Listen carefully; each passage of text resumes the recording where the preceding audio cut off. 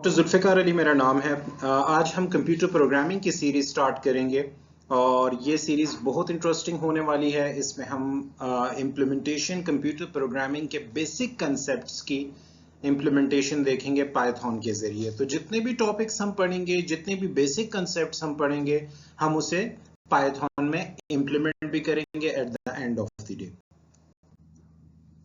सबसे पहले हम डिस्कस करेंगे कि बेसिकली पाइथन है क्या। पाइथन बेसिकली एक programming language that is easy to learn and very powerful. With the passage of time जब हम पाइथन के जरिए डेवलपमेंट करेंगे और मुख्तलिफ प्रोग्राम्स डेवलप करेंगे तो हमें पता चलेगा कि it is basically much more easy as compared to other programming languages. आपने शायद C++ प्रोग्रामिंग लैंग्वेज भी पढ़ी हो, आपने जावा भी पढ़ी होगी, आपने C# भी पढ़ी होगी, आपने .NET टेक्नोलॉजी भी देखी होगी, लेकिन पाइथन में जब आप डेवलपमेंट करेंगे तो आपको एक certain level of ease basically मिलेगा। तो वो with the passage of time इंशाल्लाह आपको पता चलेगा कि इजी टू लर्न हमने इसे क्यों कहा। बहुत पावरफुल टूल इसलिए है क्योंकि रिसर्चर रिसर्च पर्पस के लिए इसे यूज कर सकते हैं, मैथमेटिशियंस इसे यूज कर सकते हैं, फिजिक्स से रेलेवेंट लोग इसे यूज कर सकते हैं, डेटा को एनालाइज करने के लिए डेटा साइंटिस्ट पाइथन को यूज करते हैं। That's why it's much more powerful tool as compare to other programming languages. Used in many universities in introductory courses। बहुत सारी यूनिवर्सिटीज ऐसी हैं, आप ओवर द ग्लोब देखें, जब कंप्यूटर प्रोग्रामिंग पढ़ाई जाती है तो वो पाइथन को बेसिकली सेलेक्ट करते हैं इम्प्लीमेंटेशन के लिए। Widely used in scientific computations, हम ऑलरेडी डिस्कस कर चुके हैं कि नासा में भी रिसर्च पर्पस के लिए यूज होता है, मैथमेटिशियंस इसे यूज करते हैं, फिजिसिस्ट इसे यूज करते हैं, कंप्यूटर साइंटिस्ट इसे यूज, डेटा एनालिस्ट डेटा को एनालाइज करने के लिए मुख्तलिफ लेवल पे पाइथन टूल को यूज कर रहे होते हैं। Once you learn programming in one language, मैं ऑलरेडी डिस्कस कर चुका हूं कि जब आप पाइथन में डेवलपमेंट करना स्टार्ट करेंगे तो आपको इसके लेवल ऑफ ईज का पता चलेगा कि कितना आसान है यहाँ बेसिकली डेवलपमेंट करना, मुख्तलिफ प्रोग्राम्स बनाना, मुख्तलिफ प्रोजेक्ट्स डेवलप करना, रिसर्च पर्पस के लिए उसे यूज करना। ओके, करंटली अगर हम देखें तो पाइथन के दो वर्जन्स यूज हो रहे हैं, एक पाइथन 2 है और एक पाइथन 3 है। पाइथन 2 का जो लेटेस्ट वर्जन मार्केट में आया था 2000 में जो रिलीज हुआ था वो वर्जन 2.7 है। पाइथन 3 का न्यू वर्जन, पाइथन 3 बेसिकली इसका न्यू वर्जन है, design to rectify certain fundamental design flaws in the language. Basically सबसे बड़ी प्रॉब्लम पाइथन 3 की ये है कि बैकवर्ड कंपैटिबिलिटी इसमें नहीं है। ठीक है, तो this is one of the issue that is basically जो कि पाइथन 3 में प्रोग्रामिंग करने वाले फेस करते हैं। हम बेसिकली पाइथन 3 यूज करेंगे, हम जुपिटर नोटबुक उसके लिए यूज करेंगे। मैं आपको बताऊंगा कि आपने एनाकोंडा का फ्रेमवर्क किस तरह इंस्टॉल करना है और उसके बाद हम जुपिटर नोटबुक को किस तरह यूज करेंगे। अगर आप देखें तो वाई आर यू हेयर, आप क्यों बेसिकली कंप्यूटर प्रोग्रामिंग की तरफ को सीखना चाहते हैं, आप क्यों पाइथन को ही आपने सेलेक्ट किया कंप्यूटर प्रोग्रामिंग के लिए। तो every scientist and engineer must know some programming. अगर आप कंप्यूटर साइंटिस्ट से पूछें या किसी इंजीनियर से पूछें तो at the end of the day वो आपको यही कहेगा कि उसे किसी न किसी लेवल पे प्रोग्रामिंग की नो हाउ का होना जरूरी है। It is part of your basic education, like जिस तरह आप कैलकुलस सीखते हो, जिस तरह आप लिनियर अलजेब्रा सीखते हो, जिस तरह आप फिजिक्स के इंट्रोडक्टरी कोर्सेज पढ़ते हो, इंग्लिश आप पढ़ते हो, इसी तरह इंजीनियर्स और कंप्यूटर साइंटिस्ट के लिए प्रोग्रामिंग का सीखना एक बहुत इंपॉर्टेंट है। It's basically one of the saying of Alan Perlis. 1961 में उसने कहा था कि every scientist and engineer must know some sort of programming.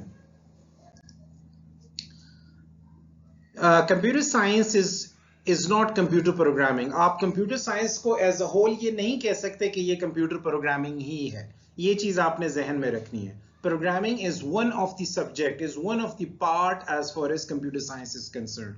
We teach programming. हमने किस लिए प्रोग्रामिंग को सीखना है? कंप्यूटेशनल थिंकिंग को डेवलप करने के लिए।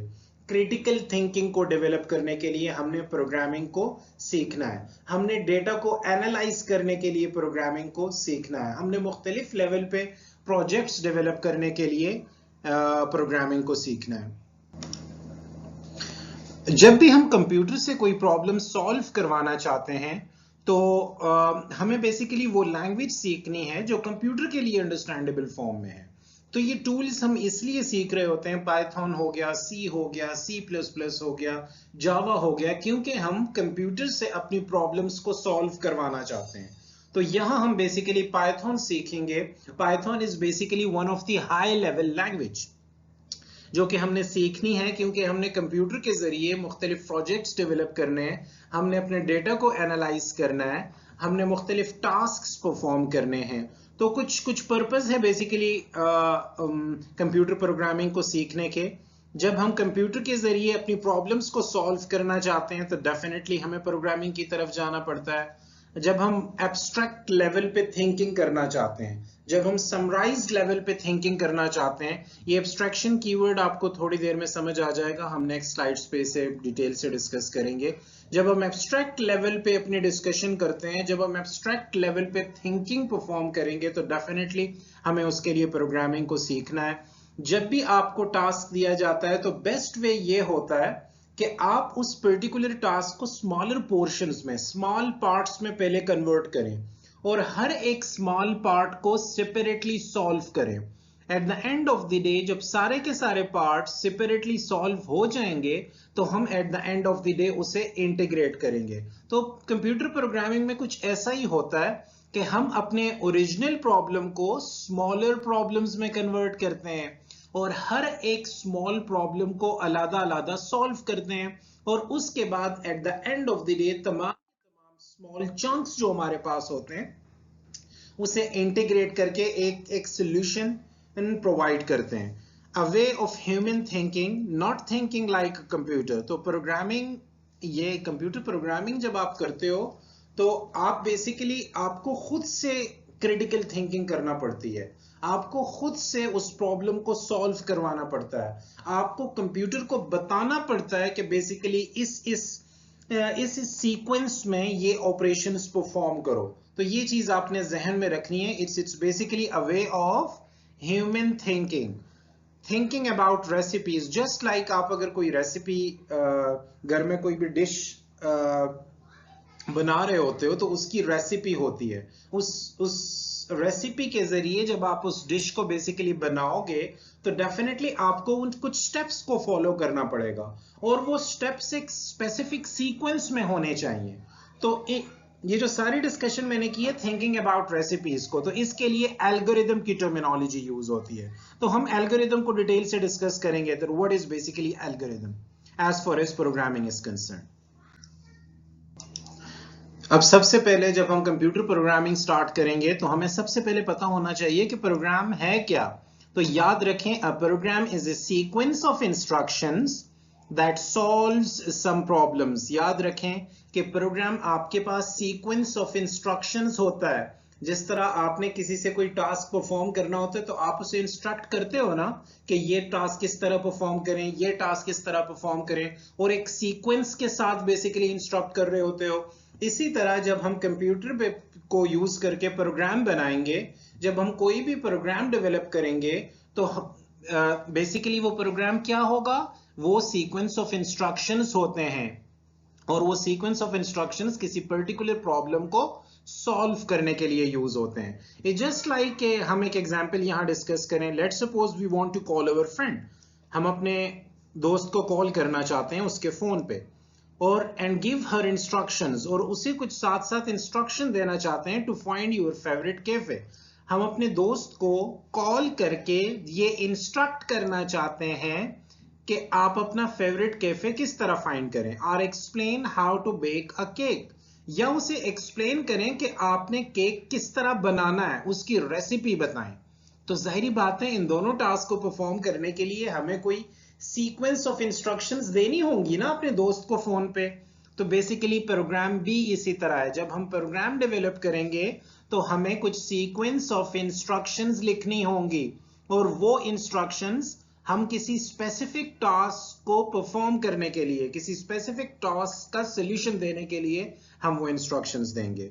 अब इंस्ट्रक्शंस क्या हैं? Instructions are operations that the computer basically perform. Instructions वो ऑपरेशंस हैं, वो काम हैं जो आपका कंप्यूटर परफॉर्म करेगा।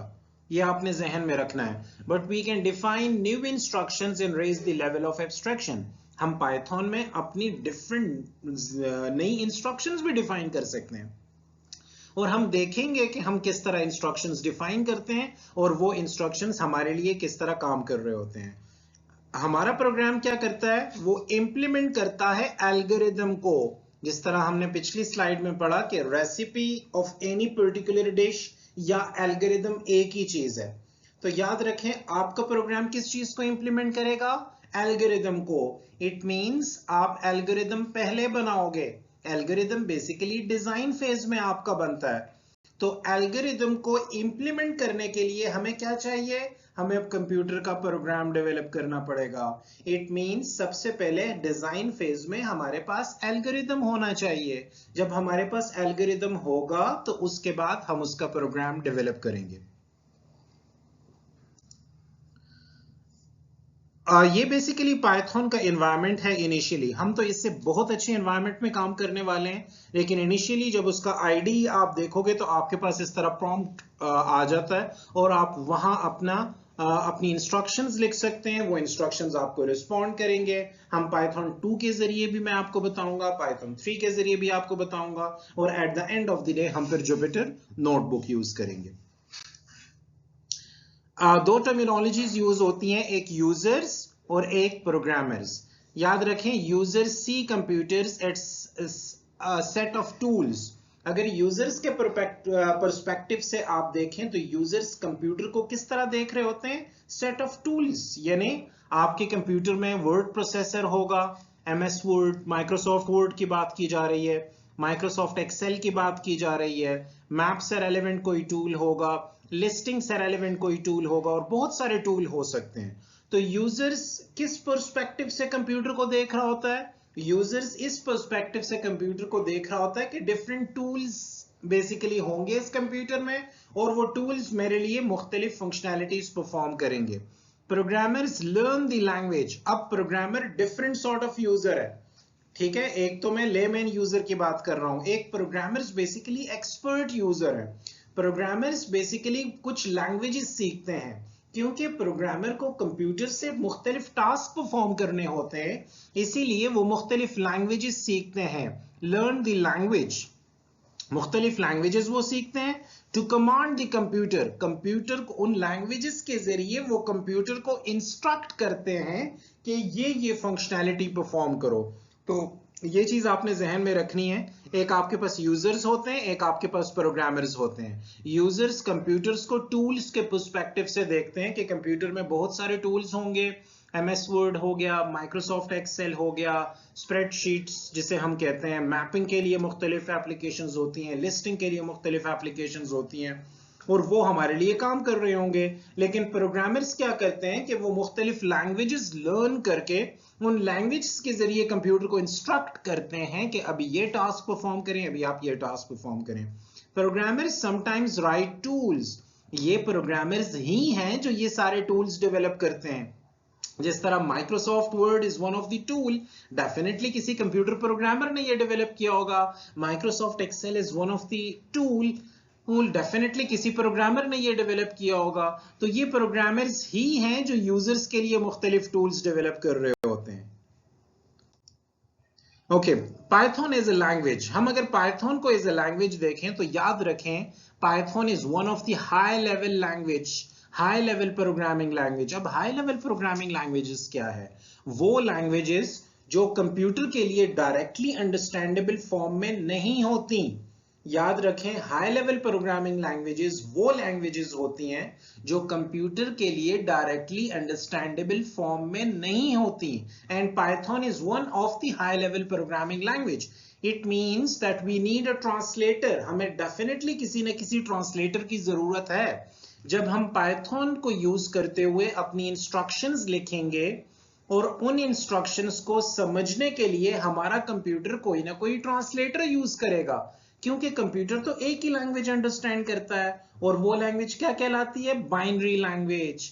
वो तो 0-1 की फॉर्म में सिर्फ ऑपरेशंस परफॉर्म कर सकता है, और पाइथन हमारे पास हाई लेवल प्रोग्रामिंग लैंग्वेज है, तो पाइथन को तो डायरेक्टली अंडरस्टैंड ही नहीं कर सकता हमारा कंप्यूटर, इसीलिए हमें किसी न किसी ट्रांसलेटर की जरूरत होगी।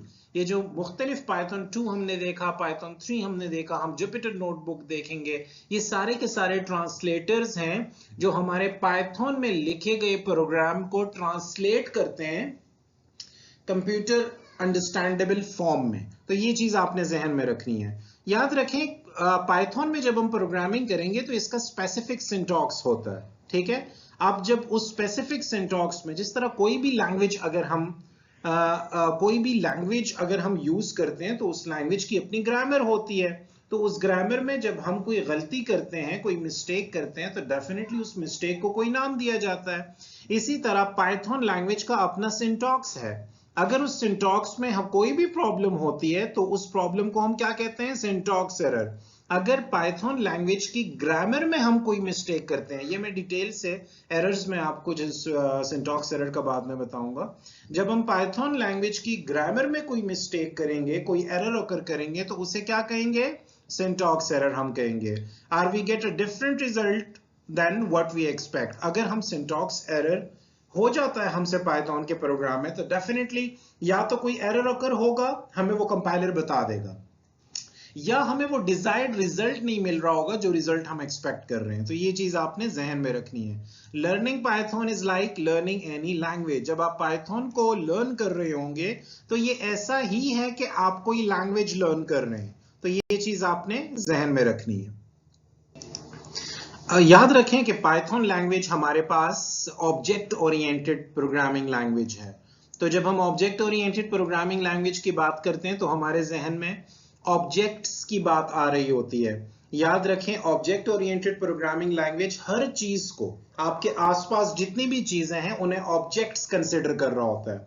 ऑब्जेक्ट ओरिएंटेड प्रोग्रामिंग लैंग्वेजेस के मेन पिलर्स कुछ होते हैं, जिस तरह आपने पढ़ा होगा डेटा हाइडिंग, उसके बाद इनकैप्सुलेशन, उसके बाद इनहेरिटेंस, उसके बाद पॉलीमॉर्फिज्म। ये 4 पिलर्स हैं basically object oriented programming language के, और ये चारों के चारों जो पिलर्स हैं ये आपको पाइथन प्रोवाइड करता है। इसीलिए पाइथन को हम क्या कहते हैं? Object oriented programming language. Object oriented programming language एक डिफरेंट पर्सपेक्टिव है, तो उसके डिटेल में हम नहीं जाएंगे। Suitable language for beginner, Python is one of the best language for beginners. याद रखें, ये लाजमी नहीं है कि आप सी लैंग्वेज सीखोगे तो फिर ही आप पाइथन कर सकोगे। आप C++ लैंग्वेज सीखोगे तो फिर ही आप पाइथन कर सकोगे। आप जावा सीखोगे तो फिर ही आप पाइथन में अच्छा परफॉर्म कर सकते हो। ऐसा नहीं है, आप डायरेक्टली पाइथन स्टार्ट कर सकते हैं। बहुत कम कीवर्ड्स हैं, आप इजीली रिमेंबर कर सकते हैं, आप इजीली ये सारी कीवर्ड्स यूज भी कर सकते हैं। बहुत सिंपल स्ट्रक्चर है। अगर आप जिन्होंने C++ में कोडिंग की है, जिन्होंने जावा में कोडिंग की है, तो आपको पाइथन एक फ्रीडम प्रोवाइड करता है कोड करते हुए। बहुत क्लियर सिंटैक्स है। जब हम जाएंगे प्रोग्रामिंग की तरफ तो ये सारी चीजें आपकी क्लियर हो जाएंगी। It's one of the interpreted language. Process interpreted language mean it is basically processed at run time. हम नेक्स्ट स्लाइड्स पे डिस्कस करेंगे कि what is the basic difference between compilation and interpretation. याद रखें, it's one of the interactive language. Interactive language किसे कहते हैं? हम पाइथन का प्रॉम्प्ट यूज करेंगे प्रोग्रामिंग करने के लिए, इंस्ट्रक्शंस लिखने के लिए, तो that's why it is known as the interactive, कि आपको प्रॉम्प्टली रिस्पॉन्स करता है किसी एक इंस्ट्रक्शंस के अगेंस्ट। अच्छा, जब पाइथन स्क्रिप्ट्स की अगर हम बात करें तो इंटरैक्टिव पाइथन में, इंटरैक्टिव पाइथन अभी पिछले स्लाइड में हमने डिस्कस किया। लेट्स सपोज आप प्रॉम्प्ट पे IDE जो integrated development environment Python provide करता है, अगर आप किसी एक स्पेसिफिक सेंटेंस का आउटपुट उस प्रॉम्प्टली देखना चाहते हैं तो उसे इंटरैक्टिव पाइथन लैंग्वेज कहते हैं, पाइथन कहते हैं। तो इंटरैक्टिव पाइथन एक बेस्ट अप्रोच है उन प्रोग्राम्स के लिए जहां 3 से 4 लाइंस या 3 से 4 इंस्ट्रक्शंस आपने लिखी हो, 5 से 6 इंस्ट्रक्शंस आपने लिखी हो, 10 से 12 इंस्ट्रक्शंस आपने लिखी हो, लेकिन जो लेंथी प्रोग्राम्स आपके पास होते हैं तो बेस्ट अप्रोच उसकी ये है कि आप उसके लिए स्क्रिप्ट लिखो। उन इंस्ट्रक्शंस को एक फाइल में लिखो and tell Python to run the command in that particular file. तो बेस्ट अप्रोच जब आपके पास लेंथी इंस्ट्रक्शंस होती हैं, जब आपके पास लेंथी नंबर ऑफ लाइंस, कोई ऐसा प्रोग्राम है जिसमें नंबर ऑफ लाइंस या नंबर ऑफ इंस्ट्रक्शंस बहुत ज्यादा हैं, तो आप उसे अलग फाइल में लिखें और उस फाइल को पाइथन के जरिए बेसिकली रन करवाएं। In a sense we are giving Python as a script. उस फाइल को हम एज अ स्क्रिप्ट पाइथन को प्रोवाइड करेंगे और वो स्क्रिप्ट बेसिकली .py के एक्सटेंशन से हम लिखेंगे। तो ये सारी चीजें मैं प्रैक्टिकली भी आपको करवाऊंगा। आज एक फ्लो आपको पता चल जाए कि आपने जाना किस तरह है। तो इंटरैक्टिव पाइथन हम वहां यूज करेंगे एनवायरनमेंट जहां आपके पास नंबर ऑफ इंस्ट्रक्शंस कम से कम हो, तो आप प्रॉम्प्टली उसका आउटपुट देख सकते हैं। जब आपके पास नंबर ऑफ इंस्ट्रक्शंस किसी प्रोग्राम में बहुत ज्यादा हो, तो आप उसके लिए स्क्रिप्ट लिखेंगे और वो स्क्रिप्ट .py के एक्सटेंशन से आपने सेव करना है। अब इंटरैक्टिव वर्सेस स्क्रिप्ट में क्या फर्क है? एक इंटरैक्टिव की टर्म मैंने यूज की, एक मैंने स्क्रिप्ट की टर्मिनोलॉजी यूज की। You type directly to Python, आप पाइथन के प्रॉम्प्ट पे डायरेक्टली कोड लिख सकते हैं, one line at a time and it responds. ये आपको सिंगल लाइन के अगेंस्ट भी रिस्पॉन्स करके देगा। आप 2-3 लाइंस का प्रोग्राम अगर आपने लिखा है तो तीनों लाइंस के अगेंस्ट प्रॉम्प्टली रिस्पॉन्ड करेगा। तो इसे इंटरैक्टिव एनवायरनमेंट कहते हैं। स्क्रिप्ट में आपके पास लेट सपोज जो कोड है, जो प्रोग्राम है, उसमें नंबर ऑफ लाइंस अगर ज्यादा हैं, तो आप क्या करते हो, .py के एक्सटेंशन से एक अलग फाइल बनाते हो और उस फाइल को एज अ होल पाइथन को देते हो एग्जीक्यूट करने के लिए।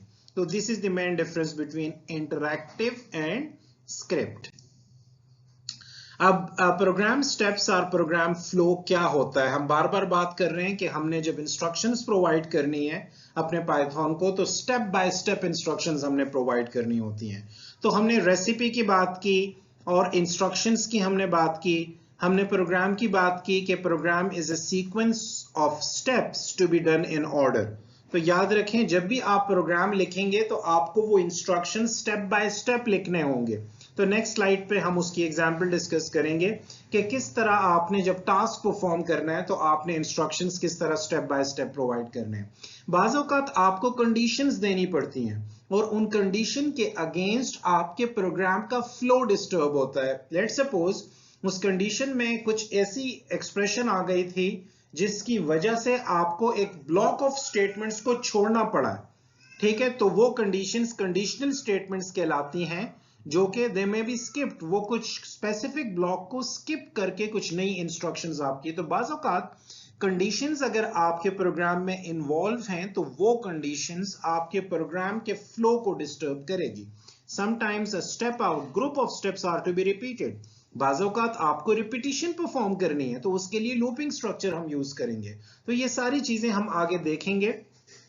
Sometimes we store a set of steps to be used over and over as needed. बाज़ औक़ात हमें कुछ steps of instructions हैं जो कि हमें बार बार परफॉर्म करनी है, तो हम क्या करेंगे, इसे एक ब्लॉक में स्टोर कर देंगे, ठीक है ना? हम फंक्शंस की टर्मिनोलॉजी इसे कहते हैं, और जहां जहां हमें इस पर्टिकुलर ब्लॉक की जरूरत पड़ेगी हम इसे कॉल करते रहेंगे। तो ये सारी चीजें हमने करनी है, हमने प्रैक्टिकली इन चीजों को इंप्लीमेंट करके देखना है। देखिए सिक्वेंशियल स्टेप्स क्या होते हैं, इस स्लाइड पे आपको पता चल जाएगा। अगर आप प्रॉम्प्ट पे लिखते हैं, यहां बहुत आसानी से, अगर आपने सी में, C++ में, जावा के एनवायरनमेंट में कोडिंग की है तो आपको पता लगेगा कि पाइथन कितना इजीली आप पाइथन में प्रोग्रामिंग कर सकते हैं। वहां जब आप वेरिएबल यूज करते हो तो उस वेरिएबल को सबसे पहले आपको डिक्लेयर करना होता है। यहां डिक्लेयर करने की जरूरत नहीं है, कोई भी वेरिएबल आप यूज करो तो आप डायरेक्टली उसे यूज करना स्टार्ट कर सकते हो। तो this is basically your first instruction. आपने x वेरिएबल को क्या असाइन किया, 2, और आपने उसे प्रिंट कर दिया, ठीक है? तो ये प्रिंट x कमांड क्या करेगी, डायरेक्टली इसे कहते हैं इंटरैक्टिव रिस्पॉन्स देना। ये प्रिंट x, इस x में क्या वैल्यू इस टाइम स्टोर है, 2, तो इस 2 को प्रिंट कर देगी। तो this is basically the output for you. Print x आपको ये वाला आउटपुट देगा। उसके बाद आप इसी x की वैल्यू में 2 का इंक्रीमेंट कर रहे हो, x की इनिशियल वैल्यू क्या थी 2, जब आप इसमें 2 का इंक्रीमेंट करोगे तो 2 + 2 ये 4 हो जाएगी। अब x में अपडेटेड वैल्यू क्या पड़ी है 4। अब जब आप x को प्रिंट करोगे तो 2 नहीं प्रिंट करेगा, वो 4 प्रिंट करेगा आपके लिए। तो these are steps, sequential steps हैं। याद रखें, इस पर्टिकुलर प्रोग्राम में आपको कोई कंडीशन नजर नहीं आ रही। जब आपको कोई कंडीशन नजर नहीं आ रही तो उस कंडीशन के बेस पे या तो आप इंस्ट्रक्शंस को स्किप करोगे और या आप नहीं स्किप करोगे, उस कंडीशन पे डिपेंड करता है। यहां क्योंकि कंडीशनल स्ट्रक्चर है ही नहीं तो इस प्रोग्राम ने एक सीक्वेंस में एग्जीक्यूट होना है, इसीलिए वो सबसे पहले इस पर्टिकुलर स्टेप को एग्जीक्यूट, इंस्ट्रक्शन को एग्जीक्यूट करेगा, फिर इस इंस्ट्रक्शन को एग्जीक्यूट करेगा, फिर थर्ड इंस्ट्रक्शन को एग्जीक्यूट करेगा और फिर फोर्थ इंस्ट्रक्शन को एग्जीक्यूट करेगा। तो होपफुली आपको ये 4 इंस्ट्रक्शंस, ये बेसिकली 4 इंस्ट्रक्शंस हैं जो आपने पाइथन को दी और पाइथन ने उन इंस्ट्रक्शंस को एग्जीक्यूट करके, कंपाइल करके आपको रिजल्ट्स प्रोवाइड किए। अब मैंने इस पर्टिकुलर प्रोग्राम में कुछ कंडीशंस शामिल कर दी हैं, क्योंकि मैंने आपको ऑलरेडी पिछले स्लाइड्स में कंडीशन के बेस पे जंपिंग से रेलेवेंट कुछ कहा कि कंडीशन के बेस पे हम बाजों का कुछ स्टेटमेंट्स को स्किप कर सकते हैं। तो यहां सबसे पहली इंस्ट्रक्शंस आपके पास क्या है, x = 5। दूसरी इंस्ट्रक्शंस आप इसे फ्लो चार्ट के जुमरे में पढ़े ही ना, क्योंकि फ्लो चार्ट्स अभी तक मैंने आपको करवाए नहीं है, तो डेफिनेटली आप थोड़ा बहुत कंफ्यूज हो सकते हैं, लेकिन आप इसे इंस्ट्रक्शंस के तौर पे लें। This is basically your third instruction, that is inside the if loop, that is inside the if condition. This is basically your fourth instruction. ये आपकी fifth instruction है और ये आपकी sixth instruction है। सबसे पहले आपने x को क्या असाइन किया, 5 असाइन किया। आप यहां भी इसे देख सकते हैं। उसके बाद ये बेसिकली जो कंडीशनल सिंबल है, कंडीशन को बेसिकली डिपिक्ट करने के लिए यूज होता है फ्लो डायग्राम में। अगर x की वैल्यू 10 है तो वो किस पर्टिकुलर स्टेटमेंट को एग्जीक्यूट करेगा, प्रिंट स्मॉलर। तो x की वैल्यू क्या है 5 is less than 10, condition true हो जाएगी। कंडीशन ट्रू होगी तो येस पे इसने जाना है, तो ये स्मॉलर को बेसिकली प्रिंट करेगा। अगर ये x की लेट्स सपोज x की वैल्यू 10 से ग्रेटर होती तो उसके बाद ये प्रिंट स्मॉलर को ना प्रिंट करता, वो उसके बाद इस पर्टिकुलर इफ कंडीशन पे आ जाता और यहां वो देखता कि क्या x की वैल्यू ग्रेटर देन 20 तो नहीं है। अगर x की वैल्यू ग्रेटर देन 20 होती तो प्रिंट बिगर को प्रिंट करता, अदरवाइज वो नो पे आ जाता और फिनिश को प्रिंट करता। इस केस में वो क्या करेगा, x को सबसे पहले वो 5 असाइन कर रहा है, क्योंकि 5 इज लेस देन 10 है तो कंडीशन ट्रू हो जाएगी। जब कंडीशन ये ट्रू हो जाएगी तो ये स्मॉलर को प्रिंट कर देगा। यहां इसने किसको प्रिंट किया, स्मॉलर को प्रिंट किया। अब वो देखेगा, अब देखें यहां एल्स नहीं है। जब एल्स नहीं है तो डेफिनेटली इसके बाद उसने इस पर्टिकुलर इफ पे भी आना है। तो उसके बाद जब ये कंडीशन ये देखेगा कि क्या 5 इज ग्रेटर देन 20 है, जब 5 ग्रेटर देन 20 नहीं है तो वो इस पर्टिकुलर स्टेटमेंट को रन नहीं करेगा और डायरेक्टली यहां जंप कर जाएगा और फिनिश को प्रिंट कर देगा। सो डिजायर्ड आउटपुट आपका क्या होगा, स्मॉलर और फिनिश। ये इफ कंडीशंस का अलग चैप्टर है, हमने इसे अलग डिस्कस करना है। मैं सिर्फ सीक्वेंस ऑफ स्टेप्स आपको समझाना चाहता था कि किसी कंडीशन के बेस पे बाज़ औक़ात आपको किसी पर्टिकुलर ब्लॉक को भी एग्जीक्यूट करना पड़ सकता है या किसी पर्टिकुलर ब्लॉक को स्किप करके आप नेक्स्ट ब्लॉक पे भी जा सकते हैं। तो होपफुली आपको कुछ statements, sequence of statements, instructions की समझ आ गई होगी। यहां अगर आप देखें एक और एग्जाम्पल के जरिए मैं समझाने की कोशिश करता हूं। n एक वेरिएबल हमने लिया, उसे हमने 5 असाइन किया। अगर 5 की वैल्यू ग्रेटर देन 0 है, जो कि है, तो यहां कंडीशन आपकी ट्रू हो जाएगी। जब आप ट्रू होगी तो आप यस पे होगे और आप उस पर्टिकुलर n को यानी 5 को आप प्रिंट कर दोगे। जब आप 5 को प्रिंट करोगे तो उसके बाद एक और स्टेटमेंट है, आप n में डिक्रीमेंट कर रहे हो। अब यहां बेसिकली ये लूपिंग स्ट्रक्चर यूज हो रहा है, ये इफ कंडीशन नहीं है, ये लूपिंग स्ट्रक्चर है, इसीलिए आपको व्हाइल लूप नजर आ रहा है। ये चीजें थोड़ी सी आपको डिफिकल्ट लग रही होंगी, हमने इसे अलग चैप्टर्स में डिस्कस करना है। आपने अपना फोकस सिर्फ और सिर्फ नंबर ऑफ स्टेटमेंट्स पे रखना है, इन स्टेटमेंट्स, इन इंस्ट्रक्शंस पे रखना है। हमने इन लूपिंग स्ट्रक्चर को मैं अलग आपको डिस्कस करके बताऊंगा। इनिशियली आपने देखा कि 5 इज ग्रेटर देन 0 है, कंडीशन ट्रू हो गई, आपने 5 को प्रिंट किया और नेक्स्ट 4 जो n की वैल्यू है उसमें 1 का डिक्रीमेंट किया, तो 5 - 1 आपके पास क्या हो जाएगा, अपडेटेड वैल्यू 4 हो गई है। तो आप दोबारा लूप पे जाओगे, अब 4 के लिए कंडीशन को चेक करोगे। अब जब 4 के लिए आप कंडीशन को चेक करोगे, अब हम 4 के लिए अपनी कंडीशन को चेक करेंगे। 4 के लिए जब ये कंडीशन चेक होगी तो 4 इज ग्रेटर देन 0 है।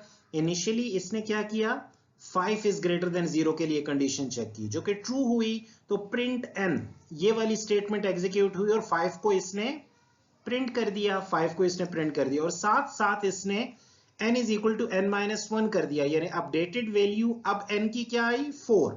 अब 5 नहीं रही, अब ये 4 के लिए चेक करेगा दोबारा, क्या 4 इज ग्रेटर देन 0 है, कंडीशन दोबारा हमारे पास ट्रू हुई, और दोबारा जब ट्रू होगी तो फिर वो प्रिंट पे आएगा और 4 को प्रिंट कर देगा।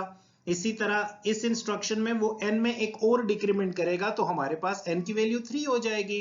अब वो 3 के लिए कंडीशन चेक करेगा, क्या 3 ग्रेटर देन 0 है, फिर कंडीशन ट्रू हो गई तो 3 को प्रिंट करेगा। 2 इज ग्रेटर देन 0 है, 2 को प्रिंट करेगा। 1 इज ग्रेटर देन 0 है, 1 को प्रिंट करेगा। जब n की वैल्यू 0 हो जाएगी तो क्या 0 इज ग्रेटर देन 0 है हमारे पास, यहां कंडीशन हमारी फॉल्स हो जाएगी। जब यहां हमारी कंडीशन फॉल्स होगी तो हम डायरेक्टली व्हाइल लूप से निकल के प्रिंट पे आ जाएंगे और ब्लास्ट ऑफ प्रिंट हो जाएगा। तो ब्लास्ट ऑफ हमारे पास, तो this is the output right in front of you. इस पर्टिकुलर स्निपेट से हमें आउटपुट क्या मिला, ये आउटपुट हमें मिला। तो अभी थोड़ा बहुत आपको प्रॉब्लम भी मिल रही होगी, लेकिन मैं आपको सीक्वेंस ऑफ इंस्ट्रक्शंस बताना चाहता हूं कि बाज़ औक़ात कंडीशन के बेस पे, अब यहां कंडीशन आपके पास क्या है, n इज ग्रेटर देन 0। इस कंडीशन के बेस पे इन स्टेटमेंट्स को आप एग्जीक्यूट कर रहे हो। जहां ये कंडीशन फॉल्स हो गई तो आप इस ब्लॉक को स्किप करके डायरेक्टली कहां जंप कर जाओगे, इस पर्टिकुलर प्रिंट स्टेटमेंट पे जंप कर जाओगे। तो होपफुली आपको सीक्वेंस ऑफ स्टेप्स में और कंडीशन के जरिए किसी पर्टिकुलर ब्लॉक को एग्जीक्यूट कराने में और कंडीशन के बेस पे किसी पर्टिकुलर ब्लॉक को स्किप करके किसी दूसरी स्टेटमेंट पे जाने की समझ आ गई होगी। ओके, इंस्टॉलेशन का प्रोसेस मैंने विंडोज पे आपको डिटेल से बताना है, वो इस पर्टिकुलर लेक्चर में नहीं हो सकेगा। मैं इंशाल्लाह आपको डिटेल से इंस्टॉलेशन का प्रोसेस बताऊंगा कि आपने किस तरह इंस्टॉल करना है। हम बेसिकली एनाकोंडा का इंस्टॉल करना मैं आपको बताऊंगा, और उसके बाद जुपिटर के नोटबुक पे हमने किस तरह पाइथन का प्रोग्राम लिखना है और उसे एग्जीक्यूट किस तरह करना है और उस पर्टिकुलर एडिटर को यूज किस तरह करना है। अगर अभी तक आपका कोई भी क्वेश्चन हो तो आप कमेंट कर सकते हैं और आप डिटेल से उस क्वेश्चन को लिख सकते हैं कमेंट्स में, मैं उसका रिस्पॉन्स आपको दूंगा। ओके, अब नंबर्स एंड वेरिएबल्स को देखते हैं कि बाज़ औक़ात हमें नंबर्स में डीलिंग करना पड़ जाती है। बाज़ औक़ात जब हम प्रोग्रामिंग करते हैं तो हमें वेरिएबल्स की जरूरत होती है। ऑलरेडी हम पिछले स्लाइड्स पे कुछ वेरिएबल्स देख चुके हैं, जिस तरह x वेरिएबल हमने देखा, हमने n वेरिएबल देखा, और जब हमारे पास डायरेक्टली अगर नंबर्स होंगे तो हमने उसमें किस तरह के बेसिकली ऑपरेशंस परफॉर्म करने हैं, तो ये डिटेल हमने इस पर्टिकुलर कुछ स्लाइड्स में देखना है। अब सेंटेंसेस या लाइंस आप उसे कह सकते हो, ये आपके पास सेंटेंसेस भी हैं, ये डिफरेंट सेंटेंसेस भी हैं, ये डिफरेंट लाइंस भी हैं, ये डिफरेंट इंस्ट्रक्शंस भी हैं। This is basically assignment operator. ये असाइनमेंट ऑपरेटर है, इसीलिए एज अ होल इसे असाइनमेंट स्टेटमेंट कहा जाता है। तो x इज इक्वल टू 2 क्या करता है कि 2 किसे असाइन कर रहा है, x को असाइन कर रहा है। याद रखें, इक्वल आपके पास राइट एसोसिएटेड ऑपरेटर होता है, ये राइट से वैल्यू उठा के लेफ्ट वाली को असाइन करता है। नेक्स्ट अगर आप स्टेटमेंट को देखें तो x is equal to x plus 2, तो ये सबसे पहले आपको ये एक्सप्रेशन भी है, असाइनमेंट भी है। Expression is a combination of operands and operator. अब आप देखें ये आपके पास एज अ होल एक एक्सप्रेशन है। इनिशियली x की वैल्यू क्या थी, 2। अब ये क्या करेगा कि 2 को 2 में ऐड करेगा, ये एक्सप्रेशन है। और उसके बाद असाइनमेंट इसलिए लिखा हुआ है कि ये 4 वैल्यू ये किसे असाइन करेगा, इस पर्टिकुलर x को असाइन करेगा। इट मींस इस x की वैल्यू तो 2 है, लेकिन जब ये एक्सप्रेशन एवेल्युएट होगी तो उसके बाद x की वैल्यू हमारे पास क्या हो जाएगी, 4। ये आपने जहन में रखना है। थर्ड सेंटेंस, थर्ड लाइन या थर्ड इंस्ट्रक्शन को या थर्ड स्टेटमेंट को अगर आप देखें तो प्रिंट x, तो print x is one of the statement जो कि x की वैल्यू को प्रिंट कर देगा आपके लिए। तो यहां आपको क्या क्या वेरिएबल नजर आ रहा है, वेरिएबल क्या है, x।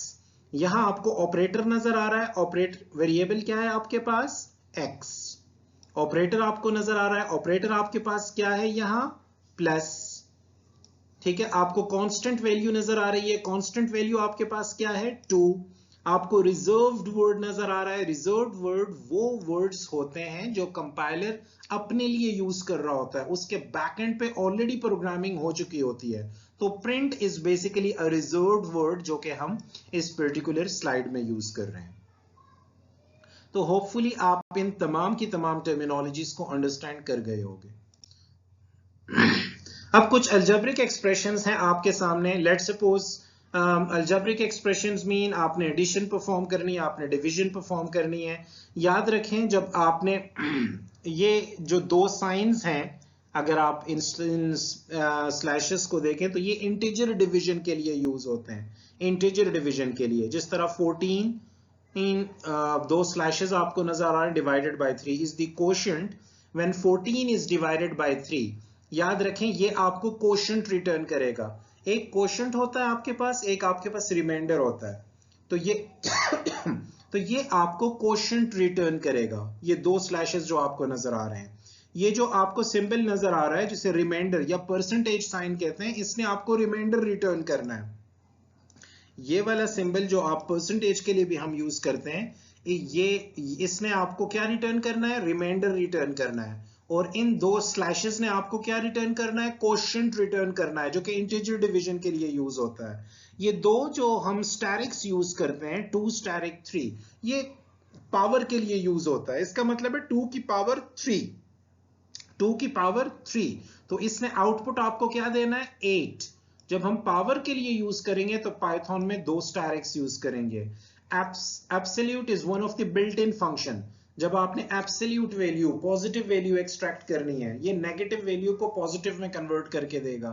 जब आपने मल्टीपल वैल्यूज में से मिनिमम वैल्यू एक्सट्रैक्ट करनी हो तो मिन का फंक्शन आपने यूज करना है। जब आपने मल्टीपल वैल्यू में से मैक्सिमम वैल्यू एक्सट्रैक्ट करनी हो तो मैक्स का फंक्शन आपने एक्सट्रैक्ट करना है। इस स्निपेट में आपको मुख्तलिफ आंसर्स नजर आ रहे हैं। ये देखें, ये इंटरैक्टिव पाइथन है, तो आपको प्रॉम्प्टली रिस्पॉन्ड कर रहा है। ये 2 + 3 5 आउटपुट देगा, 7 - 5 आपको 2 आउटपुट देगा, 2 × 3 + 1 आपने सबसे पहले पैरेंथेसिस वाले को सॉल्व करना है और फिर 2 से उसे मल्टीप्लाई करना है, आपको आउटपुट देगा।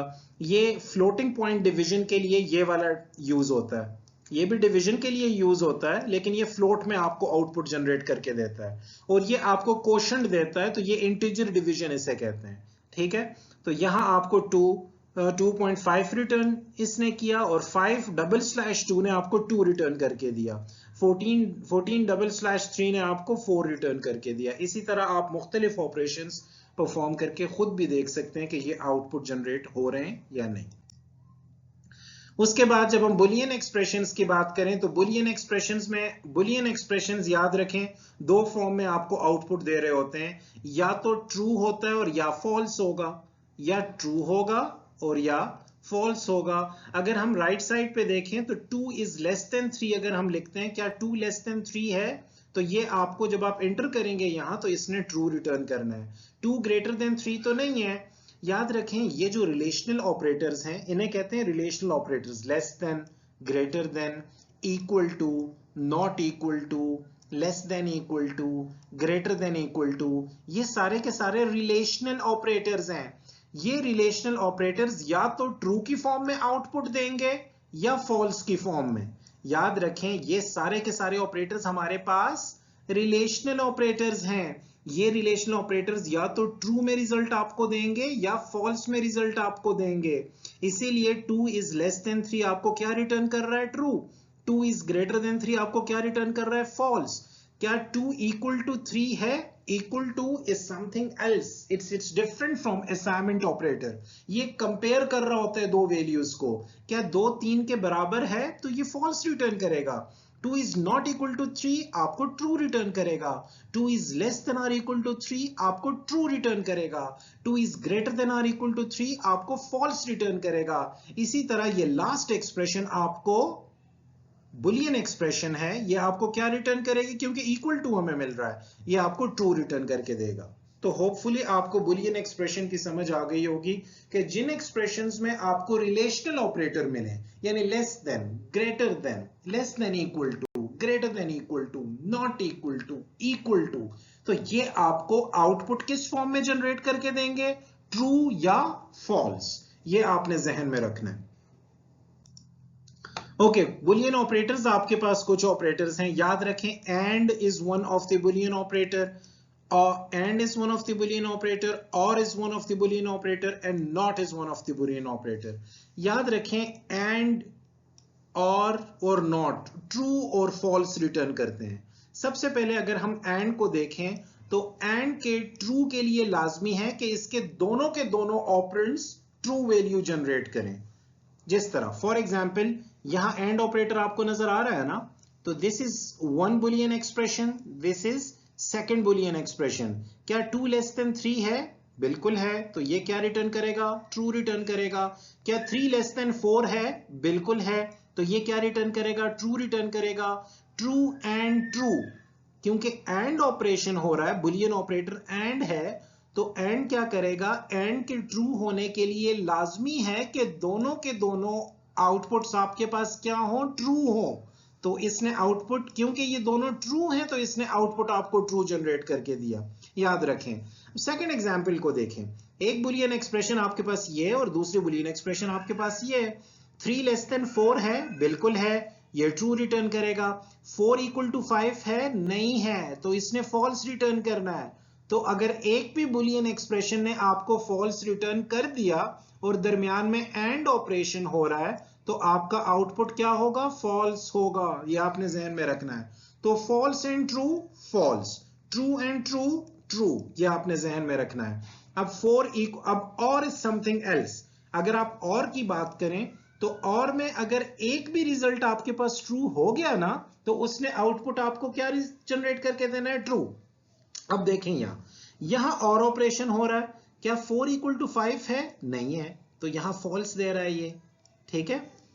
3 लेस देन 4 है? बिल्कुल है, ये ट्रू दे रहा है। तो फॉल्स और ट्रू का और ऑपरेशन जब आप, क्योंकि एक ट्रू हो चुका है तो उसने ट्रू रिटर्न करना है, तो और के केस में फॉल्स और ट्रू ट्रू रिटर्न करेंगे, फॉल्स और फॉल्स फॉल्स रिटर्न करेंगे।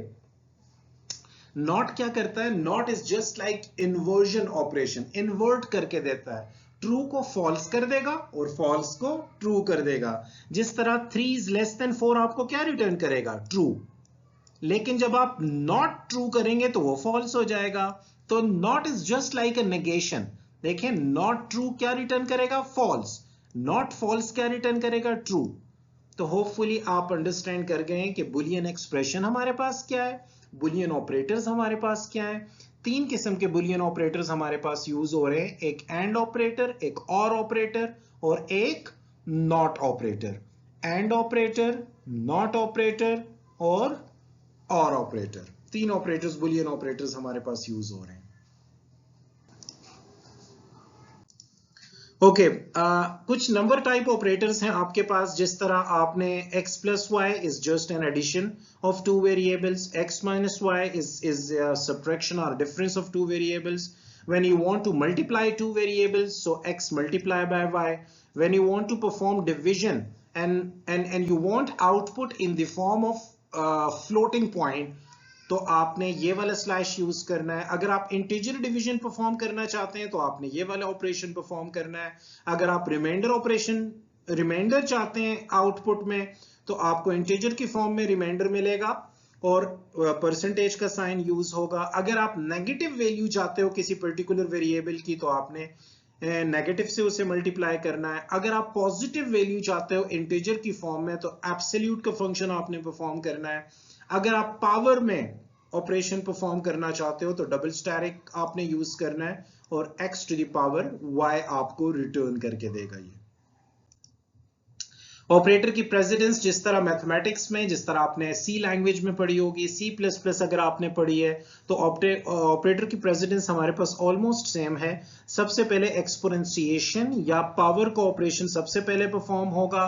अगर आप नेगेट करना चाहते हैं, नेगेटिव वैल्यू कैलकुलेट करना चाहते हैं या पॉजिटिव वैल्यू कैलकुलेट करना चाहते हैं, तो उसके बाद उसे प्रेसिडेंस दी जाएगी। उसके बाद मल्टीप्लिकेशन और division and remainder, multiplication, both type of division, integer division and floating point division and remainder operation को एक प्रेसिडेंस हासिल है। उसके बाद एडिशन और सब्ट्रैक्शन को प्रेसिडेंस होगी, उसके बाद कंपैरिजन ऑपरेशंस को प्रेसिडेंस दी जाएगी, उसके बाद बुलियन ऑपरेटर्स हैं आपके पास, जो ये आपके पास कंपैरिजन ऑपरेटर्स ही हैं, इन्हें प्रेसिडेंस दी जाएगी, उसके बाद बुलियन नॉट को दी जाएगी, उसके बाद बुलियन एंड को, और सबसे लास्ट में बुलियन और को।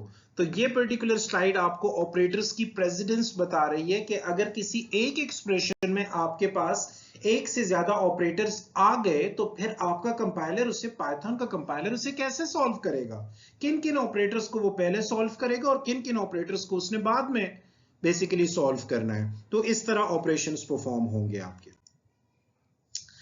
वेरिएबल्स एंड असाइनमेंट्स बहुत इंपॉर्टेंट रोल प्ले करते हैं। जस्ट लाइक मैंने ऑलरेडी आपको बताया है कि यहाँ पाइथन में आपको वेरिएबल डिक्लेयर करने की जरूरत नहीं है, आप डायरेक्टली वेरिएबल को यूज करते हो। जिस तरह इस पर्टिकुलर यहाँ अगर आप देखें तो variable is equal to expression, यहाँ आपका वेरिएबल होगा लाइक एक्स, और यहाँ आपकी कोई भी एक्सप्रेशन, सिंपल एक्सप्रेशन भी आ सकता है, टू, आप एडिशन एक्सप्रेशन भी यहाँ कर सकते हो। जिस तरह x इज इक्वल टू 3, तो ये x को क्या असाइन करेगा, 3।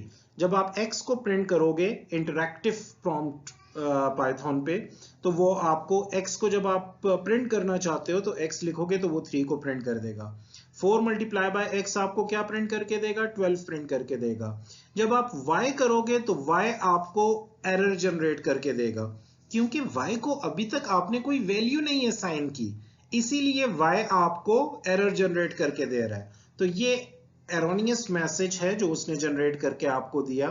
अगर आप ये नहीं चाहते तो आप y is equal to 4x लिखें, x की जो भी वैल्यू होगी उससे वो 4 को मल्टीप्लाई करेगा। x की वैल्यू तो ऑलरेडी आप असाइन कर चुके हो ना, 3, तो वो 4 3 दा 12 y को असाइन करेगा, और अब जब y को आप प्रिंट करोगे तो वो आउटपुट जनरेट करेगा। तो ये चीज आपने याद रखनी है कि सबसे पहले आपने कोई ना कोई वैल्यू, आपने किसी वेरिएबल को डिफाइन करना है, लाजमी कोई ना कोई वैल्यू उसे लाजमी असाइन करनी है। And this is the standard expression that we used for any sort of assignment. Naming rules आपने वेरिएबल्स के देखे होंगे, याद रखें स्पेस अलाउड नहीं है। आप स्मॉल a से स्मॉल z तक कोई भी लेटर यूज कर सकते हैं, आप कैपिटल A से कैपिटल Z तक कोई भी लेटर यूज कर सकते हैं, आप अंडरस्कोर भी यूज कर सकते हैं, आप 0 से 9 तक कोई भी डिजिट यूज कर सकते हैं, लेकिन आप किसी डिजिट से स्टार्ट नहीं कर सकते। देखें a और a0 अगर मैं कहूं तो this is right variable, this is legitimate variable, लेकिन अगर मैं 1a कहूं तो ये लेजिटिमेट वेरिएबल नहीं है, यहां आपको सिंटैक्स एरर जनरेट होगा, वो कहेगा। आप अंडरस्कोर यूज कर सकते हैं, this is basically legitimate variable a_1, ये आपके पास लेजिटिमेट वेरिएबल है। अंडरस्कोर आप अंडरस्कोर से स्टार्ट भी कर सकते हैं, underscore p, it's one of the legitimate variable. यहां अगर आप देखें तो my_x2 को आप 21 असाइन कर रहे हो, ये लेजिटिमेट वेरिएबल है, 21 असाइन हो रहा है, लेकिन 2x इज इक्वल टू 22 नहीं होगा कभी भी, ये वाला फंक्शनैलिटी इनवैलिड सिंटैक्स। आपने न्यू अंडरस्कोर टेम्परेचर किया, बिल्कुल उसने आपको करने दिया, आपने न्यू टेम्प किया, उसने आपको करने दिया, आपने काउंटर के नाम से वेरिएबल डिक्लेयर किया और उसे वैल्यू भी असाइन की, उसने करने दिया। टेम्प, प्राइस, एज, ये सारे के सारे लेजिटिमेट वेरिएबल्स हैं, ठीक है। तो वेरिएबल के रूल्स वही हैं, आप कैपिटल लेटर में भी वेरिएबल डिक्लेयर कर सकते हो, स्मॉल लेटर्स में भी वेरिएबल डिक्लेयर कर सकते हो, अंडरस्कोर भी अलाउड है। याद रखें वेरिएबल नेमिंग में स्पेस नहीं अलाउड आपको, और आप किसी न्यूमेरिक डिजिट से वेरिएबल को स्टार्ट नहीं कर सकते। ये दो चीजें हैं जो कि बहुत इंपॉर्टेंट है जब आप वेरिएबल नेमिंग पढ़ रहे होते हो। तो वेरिएबल नेम्स इन पाइथन, अब कुछ वेरिएबल नेम्स यहां मैंने लिस्ट किए हुए हैं। This is legitimate variable for you, x variable आप यूज कर सकते हो, this is also one of the variable that you can use. 6 pack आप नहीं यूज कर सकते, आप न्यूमेरिक डिजिट से स्टार्ट नहीं कर सकते। Space is not allowed, can space volume, space allowed नहीं है। क्लास क्योंकि कीवर्ड है तो यहां आप क्लास भी यूज नहीं कर सकते। आप 1 से भी डिवीजन का ऑपरेशन आप 1 से न्यूमेरिक वैल्यू से स्टार्ट नहीं कर सकते, तो ये भी आपका लेजिटिमेट वेरिएबल नहीं है। तो ये चीज आपने जहन में रखनी है, जब भी आप वेरिएबल्स डिक्लेयर करें, यूज करें, तो आपने इन रूल्स को जहन में रखना है। याद रखें जब आप कॉन्स्टेंट्स वो क्वांटिटी होती है जो throughout the execution of program same रहती है। याद रखें कांस्टेंट वो क्वांटिटी है जो throughout the execution of program same रहेगी।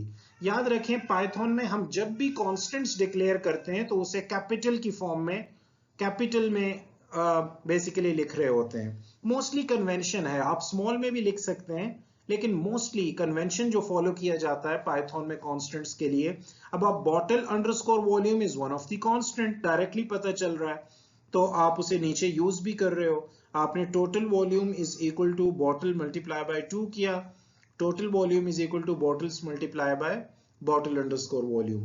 It is good style to use named constants to explain numeric values to be used in calculation, which is more clear. तो आप जो भी कैपिटल में आपके पास लिखा होता है, मोस्टली जो कन्वेंशन फॉलो की जाती है पाइथन में कॉन्स्टेंट्स के लिए, वो कैपिटल लेटर की जाती है। अब मुख्तलिफ कॉन्स्टेंट्स यहाँ डिक्लेयर हैं। दिस इज बेसिकली कमेंट्स, हमने आगे के कुछ स्लाइड्स में से देखना है। ये हमने कमेंट्स लगाए constant. This is non executable statements, ये पाइथन एग्जीक्यूट नहीं करता। तो बॉटल अंडरस्कोर वॉल्यूम एक कांस्टेंट है क्योंकि हमें कैपिटल में नजर आ रहा है। Max underscore size is equal to 100, ये भी एक कांस्टेंट है जो कि पाइथन में यूज हो रहा है। और टेक्स्ट रेट आपके पास सिंपल वेरिएबल है। तो डायरेक्टली अगर आपने देखना हो तो मोस्टली कांस्टेंट के लिए जो नेमिंग का स्टाइल यूज किया जाता है वो कैपिटल लेटर में आपको कांस्टेंट नजर आ रहा होता है, इसीलिए कमेंट्स में मैंने कांस्टेंट लिखा हुआ है हैश से। अगर जो भी स्टेटमेंट स्टार्ट होती है तो वो कमेंट्स कहते हैं उसे, वो प्रोग्राम्स की रीडेबिलिटी को स्ट्रॉन्ग करने के लिए होता है। आपका पाइथन का कंपाइलर उन स्टेटमेंट्स को एग्जीक्यूट नहीं करता। तो ये मुझे डायरेक्टली पता चल रहा है कि ये कांस्टेंट है मेरे पास, मैक्स अंडरस्कोर साइज कांस्टेंट है मेरे पास, और टेक्स्ट रेट मेरे पास वेरिएबल है। पाइथन के कमेंट्स लिखने के लिए हम क्या करेंगे, use comments at the beginning of each program. हम पिछले स्लाइड पे भी देख चुके हैं, याद रखें आपने कमेंट्स मोस्टली जब यूज किए जाते हैं तो आपके प्रोग्राम के बिगिनिंग में भी किए जाते हैं, हर स्टेटमेंट के साथ भी किए जा सकते हैं, लाजमी नहीं है कि आप बिगिनिंग में ही करो। Comments are a courtesy to others and a way to document your thinking. ये चीज आपने जहन में रखनी है। कमेंट्स के लिए दो स्टाइल्स हैं हमारे पास, देखें। हैश के साथ आप जो भी लिखोगे तो वो प्रोग्राम पाइथन का कंपाइलर उसे एग्जीक्यूट नहीं करेगा। तो ये कमेंट स्टेटमेंट है आपकी, ये सेकंड कमेंट स्टेटमेंट है, देखें हैश से स्टार्ट हो रही है, ये भी हैश से स्टार्ट हो रही है। ये थर्ड कमेंट स्टेटमेंट है आपकी, ये भी हैश से स्टार्ट हो रही है। ये फोर्थ कमेंट स्टेटमेंट है, ये भी हैश से स्टार्ट हो रही है। सेकंड स्टाइल भी कमेंट का आप यूज कर सकते हो कि डबल हैश से अगर आप स्टार्ट करो तो डबल हैश से आपको स्टार्ट, डबल हैश से इससे रीडेबिलिटी भी थोड़ी और स्ट्रांग हो जाती है। इट्स अप टू यू कि आप कौन सा कमेंट करने का स्टाइल यूज करते हो। ये देखें हैश से ही स्टार्ट के फर्स्ट जो स्टाइल हमने बताया, ये भी कमेंट स्टेटमेंट है, ये भी कमेंट स्टेटमेंट है। तो याद रखें कमेंट्स के जरिए आपके प्रोग्राम की रीडेबिलिटी स्ट्रांग होती है। अगर कोई और कल को आपका प्रोग्राम पढ़ता है तो उसे अच्छे से समझ आ जाती है कि इस पर्टिकुलर इंस्ट्रक्शन ने कौन सी फंक्शनैलिटी परफॉर्म करनी है। तो इस प्रोग्राम में आपको बहुत सारे कमेंट्स नजर आ रहे हैं, देखें ये कमेंट आपको नजर आ रहा है। तो होपफुली आपको कमेंट्स की समझ आ गई होगी। अब याद रखें एक होता है इंटरप्रिटेशन और एक होता है कंपाइलेशन। याद ये दो चीजें हैं जो कि पाइथन बेसिकली आपको परफॉर्म करके देता है। हम ऑलरेडी डिस्कस कर चुके हैं कि हमारे पास पाइथन जो है वो high level language, high level programming language है। High level programming language mean कि हाई लेवल लैंग्वेज एक ऐसी लैंग्वेज होती है जो कि डायरेक्टली अंडरस्टैंडेबल फॉर यूजर्स होती है, लेकिन it's not directly understandable for the computer, for the machine. तो हम क्या करते हैं, हमें ट्रांसलेटर यूज करना पड़ता है। अब वो ट्रांसलेटर इंटरप्रेटर या कंपाइलेशन की फॉर्म, कंपाइलर की फॉर्म में होता है। याद रखिए इंटरप्रेटर क्या करता है कि हमारे प्रोग्राम को, लेट सपोज हमारे प्रोग्राम में 7 लाइंस हैं, मैं एग्जांपल दे रहा हूं आपको, ये 7 लाइंस हैं जो कि हमारे प्रोग्राम में यूज हो रही हैं। तो इंटरप्रेटर क्या करेगा कि इंटरप्रेटर सबसे पहले फर्स्ट लाइन को इंटरप्रेट करेगा और इसका आउटपुट आपको दिखाएगा। वो फिर आपके सोर्स कोड पे आएगा जहां आपने, जिस एडिटर में आपने बेसिकली इंस्ट्रक्शंस लिखी हैं, वो सेकंड इंस्ट्रक्शन को इंटरप्रेट करके उसे इंटरप्रेट करके आउटपुट दिखाएगा। फिर वो सोर्स कोड पे आएगा, थर्ड इंस्ट्रक्शन को इंटरप्रेट करके आपको आउटपुट दिखाएगा।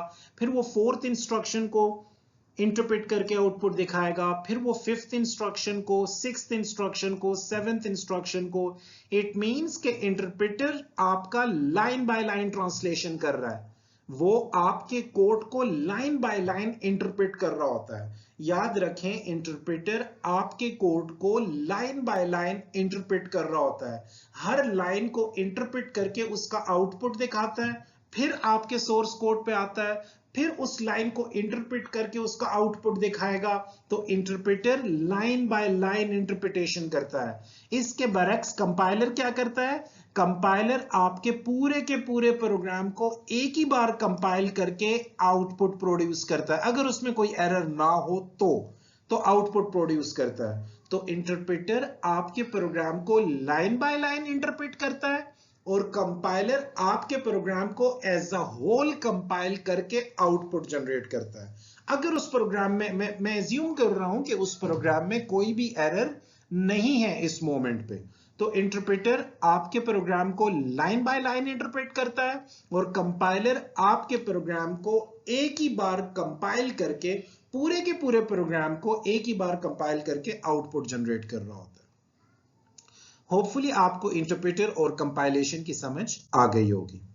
नाउ कुछ आपके पास अनडिफाइंड वेरिएबल्स होते हैं। अनडिफाइंड वेरिएबल्स वो वेरिएबल्स होते हैं जो गलती से आपने अपने फॉर्मूले में या इंस्ट्रक्शन में यूज कर लिए होते हैं लेकिन उसे कोई वैल्यू नहीं असाइन की होती। जिस तरह इस पर्टिकुलर स्लाइड पे देखें, can volume is equal to 12 multiply by litre per ounce. अब ये लीटर पर ऑन्स को तो आपने कोई वैल्यू ही नहीं असाइन की, तो आपका कंपाइलर किस तरह कंपाइल करेगा इस लाइन को? आपका इंटरप्रेटर किस तरह इंटरप्रेट करेगा इस लाइन को? और आपने फिर सेकंड लाइन पे जाके लीटर पर ऑन्स को ये वाली वैल्यू असाइन की। इट मींस कि इस पर्टिकुलर स्निपेट के लिए, इस पर्टिकुलर स्क्रिप्ट के लिए लीटर पर ऑन्स एक अनडिफाइंड वेरिएबल है। The correct way to write this particular script is this one. याद रखें, ये इसका करेक्ट वे है। आपने पहले लीटर पर ऑन्स को वैल्यू असाइन की, ये वैल्यू लीटर पर ऑन्स को असाइन हो जाएगी और उसके बाद वो कैन वॉल्यूम को एग्जीक्यूट कैलकुलेट कर लेगा आपके लिए। तो this is the correct way to execute your statement. वरना ये इस पर्टिकुलर स्निपेट में ये लीटर पर ऑन्स आपके पास एक अनडिफाइंड वेरिएबल है। तो होपफुली इस लेक्चर की आपको समझ आ गई होगी। इस लेक्चर में हमने कुछ बेसिक चीजें कवर की, कुछ बेसिक टर्मिनोलॉजीज मैंने आपको बताई। हम नेक्स्ट लेक्चर में और डिटेल से चीजों को लेके चलेंगे। Thank you very much. अगर आपको कोई भी क्वेश्चन हो तो आप कमेंट कर सकते हैं।